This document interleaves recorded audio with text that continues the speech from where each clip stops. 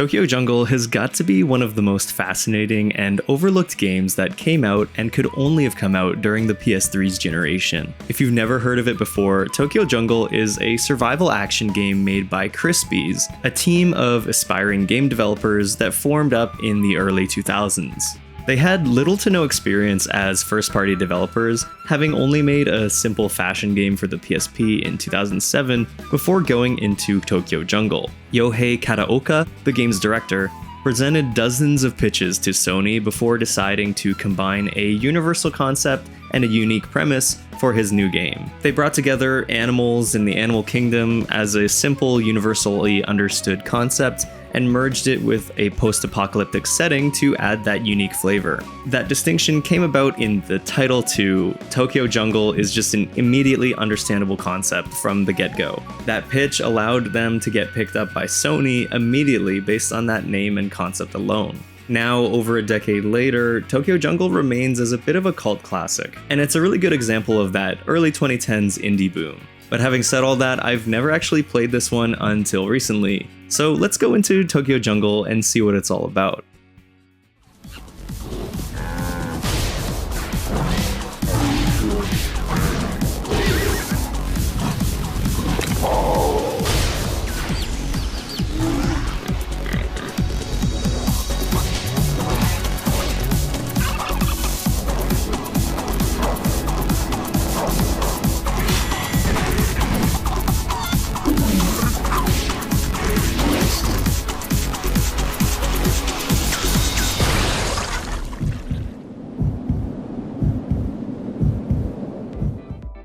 On the surface, Tokyo Jungle's premise might seem pretty simple, but I think that the underlying aspects of the game are what make it really unique. You play as one of dozens of animals and do your best to survive in a post-apocalyptic Tokyo where humanity has mysteriously vanished. It's a game that I think is really shaped by the PS3. It's got that PS3 360 grit to it, arguably settling into that little familiar brown and gray art direction, but there's an attempt here to make it look like its own thing. Animals in Tokyo Jungle are all shaded really dark, with strangely lifeless eyes and heavily textured fur. And that grit is a deliberate choice that they used in all of the key art and cover art. In Japan, the game got a standalone physical release, and the cover art there is a real standout. It's dead simple, with a little Pomeranian standing in an empty street with a little streak of blood on the floor. But this cover art stood out to me for years, and it's something that I think really kept the game in the back of my mind. The developers actually considered using something more exciting, but eventually decided that this captured the true vibe of what they were going for, and that was absolutely the correct choice. The whole thing is scrappy, and it really captures the vibe of not only the game itself, but the circumstances it was made in. Because if Tokyo Jungle was made at any other point in time, I feel like it would have been a really different game. If it was made any earlier, like on the PlayStation 2, it probably wouldn't have been picked up in the same way by Sony. And if it was made any later, I think it wouldn't have had the same grit and style to it. To this day, I think the game remains very distinct from its art direction and concept, but it's also very unique in its playstyle. Just a heads up, the game does have a few fun surprises in it that I wouldn't want spoiled for you if you were planning to play it. I know it's an older game, but I always want to give that warning when it's applicable. There are two main game modes in Tokyo Jungle: survival and story, but the bulk of your time is spent in survival. The entire game takes place in one single sprawling Tokyo map, and you have to maintain your health and hunger in order to continue the life of your species for as long as possible. As you explore the city, the game will get progressively harder, with resources becoming limited and dangerous animals appearing more frequently. Before you start, you have to pick what animal to play as. Depending on which one you choose, you're given a variety of objectives and challenges to accomplish, but the main distinction is whether you want to be a grazing animal or a predator. Grazers explore to find edible plants across the map while evading danger, and predators seek out other animals to eat through stealth or combat. You can play as small as a baby chick or as big as an elephant, with plenty of choices in between. But to start, you can select between a Pomeranian dog or a Sika deer. But jumping in for the first time, it can be a little overwhelming and really hectic. Everything is on a time limit, and nearly anything you do can cause things to spiral out of control. You have to manage your assigned challenges in order to power up your animals effectively, but need to be mindful of things like your hunger meter, toxicity from pollution, or simply the weather. During the rain, your minimap doesn't show nearby animals, and during the night, your visibility on the main screen is heavily decreased. And these things all combine to make the game a bit more challenging than you might have expected. What animal you decide to be also has a big impact on the types of encounters you can handle. Smaller animals can only handle enemies that are within their weight class, even when you've managed to gather a lot of upgrades or equipment, and different species have different stats, like movement speed or hunger limits or stamina. While I wouldn't say direct combat is Tokyo Jungle's strongest aspect, there is a lot to like about the moment-to-moment gameplay here. Every animal has a standard clawing attack set to square and a finishing bite on R1 that you can use when a prompt shows up. When dealing with aggressive animals, it was usually easier to run, but sometimes fighting back was the better option. Especially with large crowds, it could be pretty fun to dodge and counter attacks while jumping between multiple enemies, picking them off one at a time. Even though there's no reason to do it, I would always get a laugh out of drop-kicking random animals as a herbivore. Scattered across the map, there are these bushes that you can make use of as a prey or predator animal. You can use them for stealth kills to sneak up on animals, or you can use them to hide away from predators. The stealth and detection mechanics aren't that complicated. In fact, they're a little bit overly simple at times, but it's always a little nerve-wracking when you're hiding away in the bushes, getting away from a dangerous animal.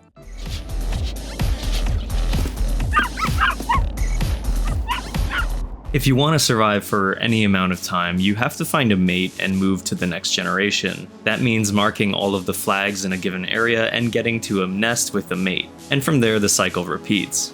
Eating to gain calories, running from danger, and marking territory over and over. Eventually, it can definitely get repetitive, but on the other hand, it's a simple and fun formula that's made a lot more interesting when you factor all of the other things like hunger and toxicity.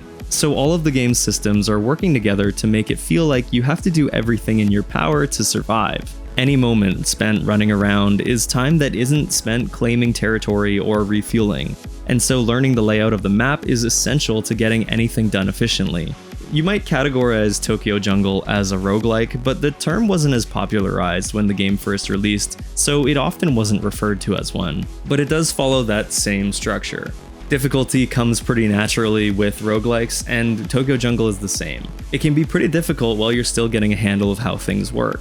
In the first few times I played the game, it felt like I was in a constant state of stress, where any mistake could compound until I found myself stuck in the middle of nowhere, loaded up with toxins, and miles away from food to eat, only to get jumped by a tiger I didn't notice and lose it all in an instant. It becomes a time management game where you have to measure out your plans and adjust according to random events along the way. The challenges listed in the menu would give you an idea of what to do, but I found it really helpful to look at the following challenges in the next few years, so I had an idea of where I should be going after that. But even with a bit of a rocky start for me, it has a lot of mystery to it, and I wanted to see what the deepest parts of Tokyo had in store.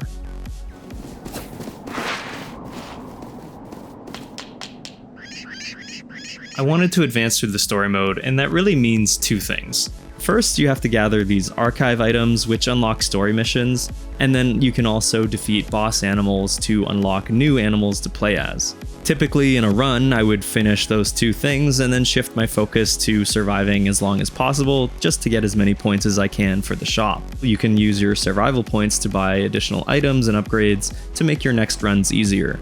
But the more I played the game, the more I got to see Tokyo Jungle's strange, weird, experimental side.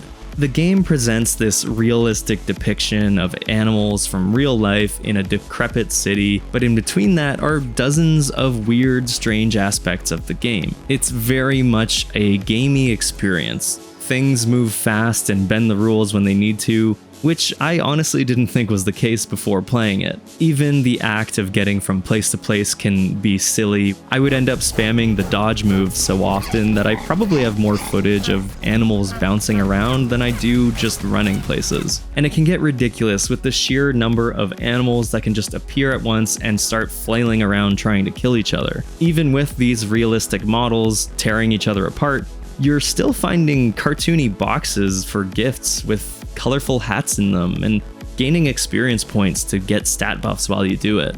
Tokyo Jungle will depict the harsh realities of living in a terrible world while refusing to address the boxing kangaroo in the room. For a long time, I thought Tokyo Jungle was some sort of simulation survival game, certainly not an arcadey roguelike.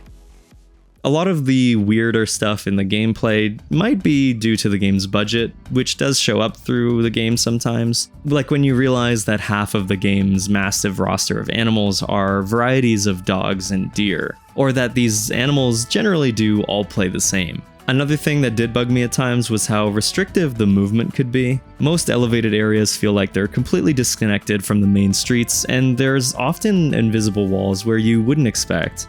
I also felt like a lot of the areas in the game were just a little bit too big. You end up doing so much walking in the first few areas because of the roguelike format, and I got pretty tired of the long hallways that make up the southern side of the map. Interesting thing to note here is that after I finished the game, I watched this GDC talk from the director of the game, and he played this demo video that they used as concept that was made entirely in 2D. I think it's pretty safe to say that the game's maps were envisioned in 2D at first and then transitioned into 3D at some point, which sort of validated my thoughts on this.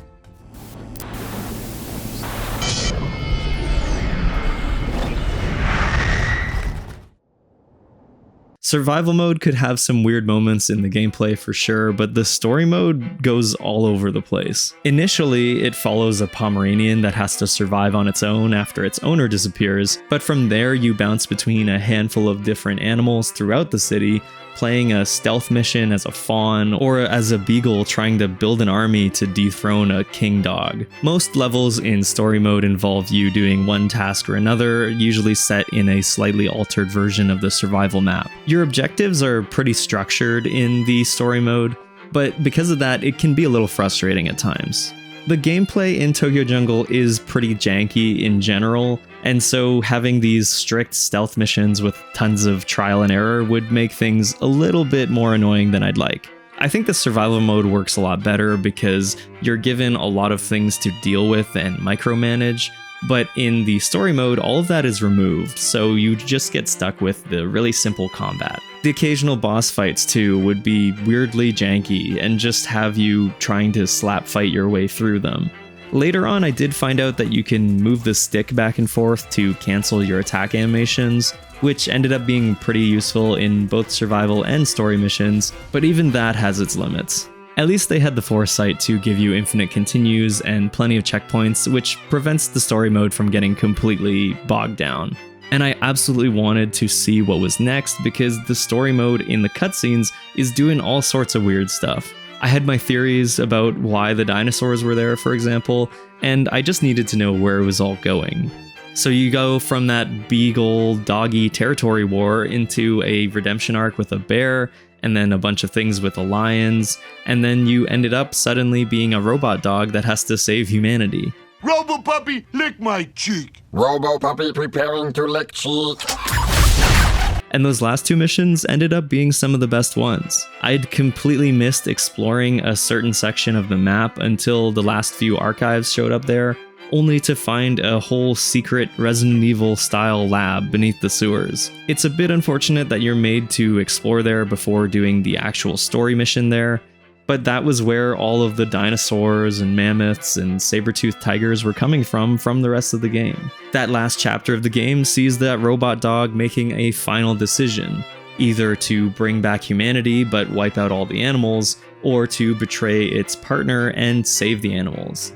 If you save humanity, the game just ends with credits, but the other ending has you fighting through a whole gauntlet of enemies to escape the lab. It even ends in a pretty tough boss battle with the other robot dog, full of bullet hell lasers and stuff like that. If you do make it to the end though, the Robo Puppy leaves the world with the hope that nature will recover.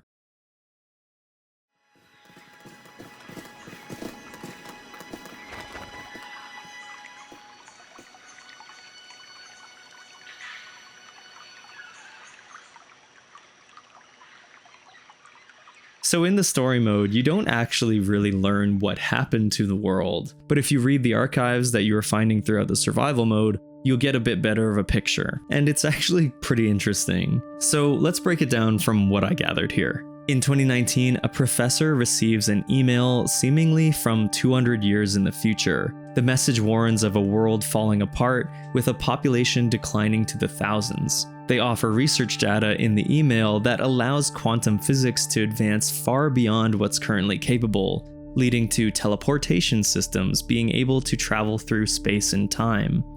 But after building the system, the tests fail and the messages fall into radio silence. In that time, neural networks and advanced robotics begin to emerge, leading to the creation of robot drones, biological fuel cells, and powerful AI. By 2026, 7 years have passed since the last message, but they appear again with a new program for the teleporter. By 2027, testing begins in a new facility beneath Tokyo, but the EM waves cause animals above ground to start acting dangerously, and crime begins to skyrocket. Even with the new AI technology, the systems still don't succeed, which leads to physics itself breaking, and cars, animals, and even people begin to disappear. And just before the final sequence is set to bring the people from the future back to the safe past, a powerful EM wave occurs, irradiating the lab and causing prehistoric creatures to appear in the city. It begins to fall apart, leading to the state that it's in the game.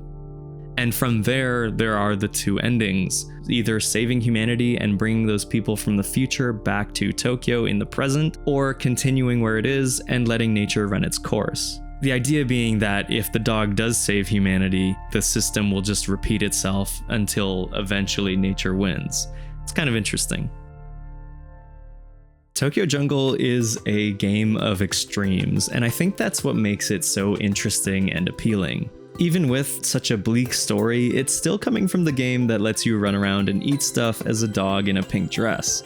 You can enjoy the survival gameplay as it is and aim for a high score, but you can also enjoy the strange, somber story that lies beneath all of it, tucked away like the labs beneath Tokyo. It has an appeal to it that is hard to explain, because the gameplay is pretty simple, the story is presented really plainly, but the actual stuff in between all that, the little details, the small choices, the strange decisions that they make throughout the making of this game, I think that it's a great game that deserves to be remembered despite the fact that it can be pretty janky and budgety at times. But to be fair, a lot of the things that make it janky and strange are part of the appeal. If you consider it as a roguelike, I think that it might be a little quaint at this point, but from what I remember, it was a big deal when it first came out, at least among more core PlayStation audiences. I wish it was still a more accessible game though, because it did some really interesting experimental stuff. I have that Japanese copy of the game, and I also picked up this PlayStation Network bundle, which is the only way to own the North American version of the game. It's kind of become a pretty hard to find PS3 game, and it was actually pretty expensive considering. It's an interesting game, so I wish there was an easier way to get it into people's hands. After finishing the story, there's also still lots to do, like unlocking all of the animals in survival mode. Sadly, some of the coolest ones, like the crocodiles, are locked behind paywalls, but from what I can tell, you can eventually play as the dinosaurs and the mammoths from the end of the game, so long as you're willing to grind out the points to buy them. There's also a multiplayer mode that seems pretty neat as well, though I didn't spend too much time with it. I'm sure it would have been a good way to earn extra points and have some fun playing with a friend. But anyway, that's all I had to say about Tokyo Jungle for today, so I'd like to kick it back to you. If you've played the game before, let me know down below, and let me know what you think about the game, because I imagine that some people probably bounced off of it pretty early. I do think it's worth it if you stick around with it, but I'm not gonna blame you if you don't. Playing the game now, it did remind me a lot of Cubivore, which is a game I played earlier for the channel, but they're both very distinct in their approach. Either way, if you enjoyed this video and you haven't subscribed, be sure to do that. Like the video, it always helps support the channel too, and I'll see you in the next one.